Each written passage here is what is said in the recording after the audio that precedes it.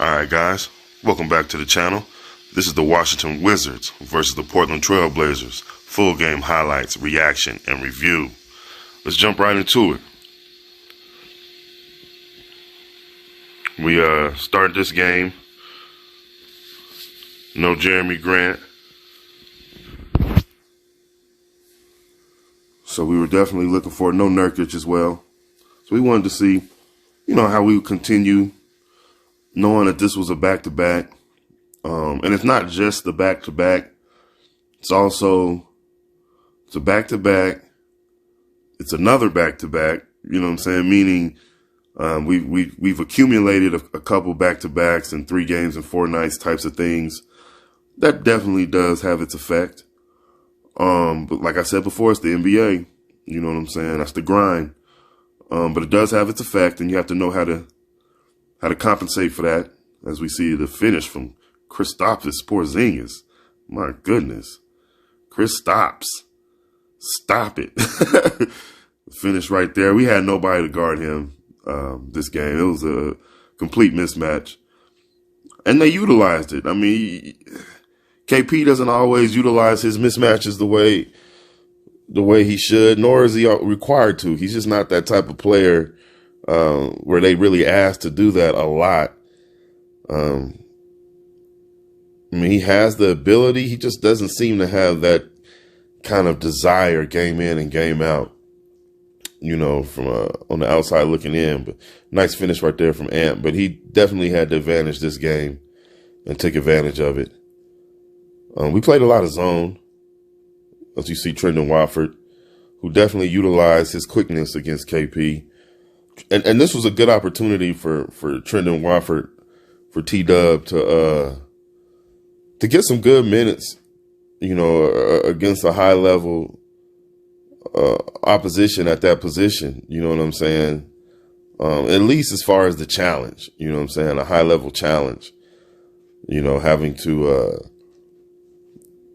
guard someone 7'3" who can move and has touch, and then having to be effective against that as well. You know what I'm saying? So that was good. And then then he has to deal with the veteran Taj Gibson. You know what I'm saying? So this was a good game for T-Dub. Hopefully he gained some banked in. Hopefully he gained some knowledge. You know what I'm saying? Picked up a couple things. That's what you definitely are looking for. As you see Kyle Kuzma, who was nowhere to be found last time these two teams played. Kyle Kuzma was absent, but he definitely was around and available and showed up for this game. As we see Shaedon Sharpe, who had an amazing finish, as you'll see later on, with the nice finish right there. I still, we're still going to miss him in the dunk contest. I was speculating in earlier videos on what the issue, rest, the opportunity to learn to get some work in, just the fear of injury. I don't know, but man, we definitely are going to miss having him in that dunk contest. I don't even know if I'm going to watch now. I still might. And you still have Dame in the 3-point contest. We were looking forward to having Ant and Dame. Man, that would have been amazing. Those two representing the team, and then having Shaedon Sharpe representing the team. That would have been a good look. That would have been a really good look.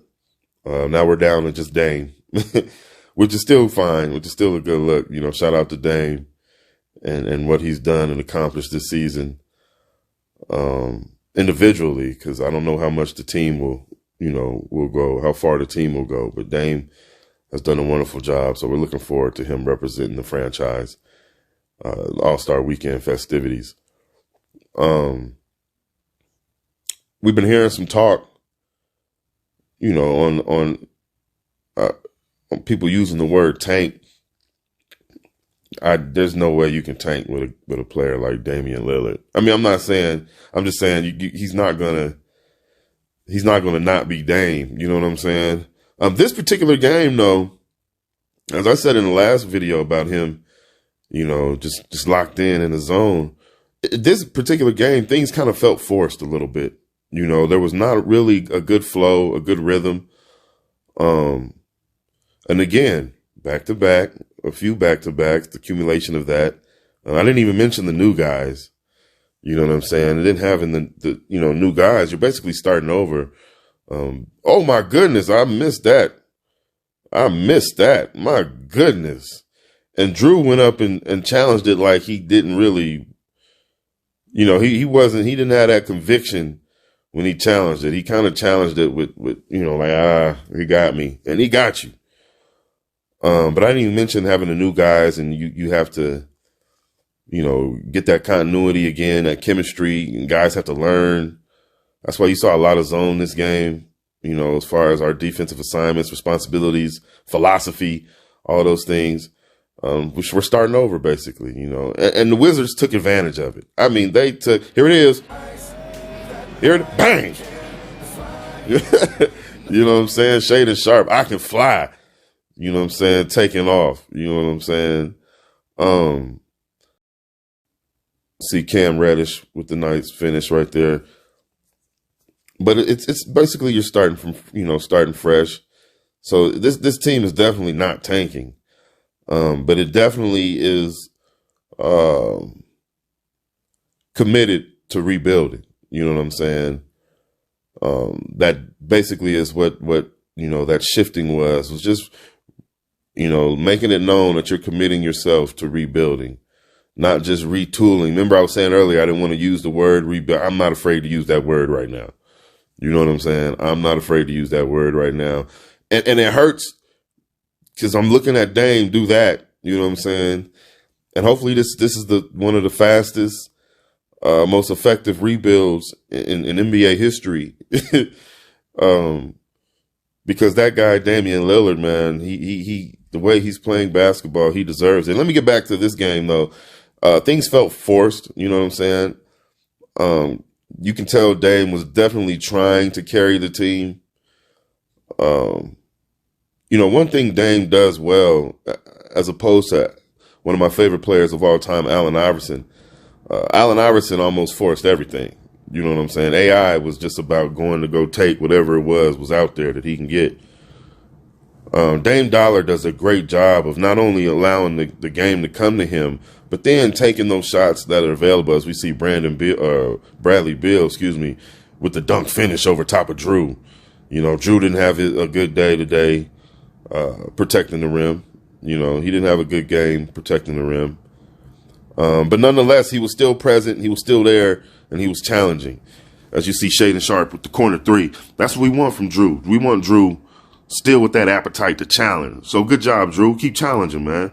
Just get back on that good timing, Drew, and keep those eyes and that focus and that hand-eye coordination on where that ball is, man, and go get that ball. You know what I'm saying? But yeah, things just felt forced, and as you saw from the stats, if you look at Dame's stats, I'll run them after these highlights, but when you look at Dame's stats, you'll see it kind of look like AI. You know what I'm saying? And Dame really doesn't play that way. You know what I'm saying? I mean, this is probably only maybe the second game of this entire season that you can say he kind of played, kind of forcing the issue. There's a difference between being aggressive and attacking and having a shoot first mentality, versus forcing things. You know what I'm saying? As we see another good finish by the young fella. Kind of at this point, people probably gonna like, just go ahead and lay it up, man. You're not in the dunk contest, man. You just teasing this. Just go lay it up, bro. No, I'm playing. We definitely want to see Shaedon get out there and finish. This was a frustrating game, I know, for the coaching staff, not for the player, not in regards to the players. I know Dame got a tech as well. In regards to the refereeing, but we just have to, again, that's the refereeing in the NBA is trending down, not up, and that's something we have to be aware of, and we have to utilize those things, and just be prepared and understand, you know what I'm saying, that's the way it looks right now, and it is frustrating, but there's ways that we can utilize that, you know what I'm saying, and hopefully there's guys on that staff that are good with that and that can help, you know what I'm saying, relay those tactics to Coach Billups. You know what I'm saying? It's just psychological things. You know what I'm saying? Some things that you can do, but nonetheless, you know what I'm saying? You can tell that the back-to-back caught up to him. It was some fatigue, and the reason I bring that up about the text and stuff like that is because with fatigue, you know, comes frustration. You know what I'm saying? So you kind of get frustrated more about things, or you're more likely, I should say, not as you get frustrated way more, but I mean, you're more likely to be frustrated over things that you could probably play over, you know what I'm saying, and play through. And that's just a part of the fatigue, you know, the mental fatigue, you know, the challenge again of playing with new players. And then it brings me a question that I was thinking and watching this game about Jerami Grant. I know he didn't play, but I was wondering, you know, even when he is playing, they, you know, like I said before, they were going to him a couple times to start games here and there. But that didn't seem to be a concerted effort, something that they were going to make sure that they do every game, kind of like the Bulls making sure they get Bill Cartwright or Horace Grant a shot first every game. You know what I'm saying? I thought that was something that we were going to kind of do with Jerami, but we went away from that. And then it's almost like, you know, we only sometimes allow Jerami to bring it up, not in any particular situations, just whenever convenient. Trendon, obviously, he brings it up in particular situations, and obviously for specific reasons. So we trust Trendon more, and I'm wondering.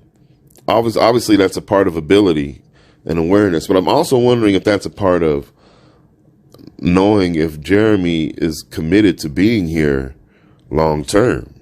You see what I'm saying? And the only reason I'm adding that to, you know, Josh Hart and Gary Payton, and their exits. And I'm just wondering if Jerami Grant is actually committed to being here long term. You know what I'm saying? If not signing that extension, which is a good offer. I mean, I feel like it's a fair offer. Maybe I'm wrong. You know what I'm saying? Maybe him and his teammates feel like that's not a fair offer, but I feel like it's a fair offer for him. You know what I'm saying? And what he's doing and what he's versus what he's capable of and what he can do. Like, of course, he probably can do a lot more. But realistically, what he's able to do now, you know what I'm saying, versus what he potentially can do, that's a good offer. You know what I'm saying? That's a really good offer. So it makes me wonder if it's not really just about the money, if he just really wants to test the market for other destinations, you know, for other locations. You know what I'm saying? He might want to be somewhere warmer. You know, I don't know. But it just makes me wonder, you know what I'm saying? Just little things like that, you know, just little things, you know, details, you know what I'm saying? Details, you know, when you pay attention to the small things, you know, it gives better clarity to the big picture. You know what I'm saying? I'm looking forward to seeing how this big picture ends up looking. You know what I'm saying? Especially as we continue to introduce the new players with the rotations. Is Cam a permanent starter? You know what I'm saying? I mean, I know, you know, I mean, I know there's guys on the bench that's like that feels a certain type of way about that. I mean, it's human nature, right? I mean, you're working hard. You know what I'm saying? This guy comes in out of nowhere, wasn't even playing, and he gets the opportunity to start. You know what I'm saying? But again, I'm just speaking from a psychological standpoint. I completely understand it as a coach. You know what I'm saying? Which is why I was saying about Ant coming off the bench as a coach. I know, you know, you're looking at, no, you know, Ant starts. You know what I'm saying? But as a coach, you're trying to find better ways to balance the team. You know what I'm saying? The end result is to win games. You know what I'm saying? Yes, we need good starts, you know what I'm saying? But are we compromising our good starts by having all our firepower out there at once to start the game? You know what I'm saying? Do we need to balance things out? You know what I'm saying? Things like that are things that you wrestle with as a coach. You know what I'm saying? So obviously as a player, you know, when you're seeing some of those decisions being made, of course you feel a certain type of way, you know? So I'm just wondering, you know, what some of the thoughts are on the sidelines, not just with the coaching staff, but with some of the players, you know what I'm saying? How are they feeling? You know what I'm saying? And honestly, as professionals, you got to put those feelings aside and do your job, you know what I'm saying? For the most part. But nowadays there seems to be a lot more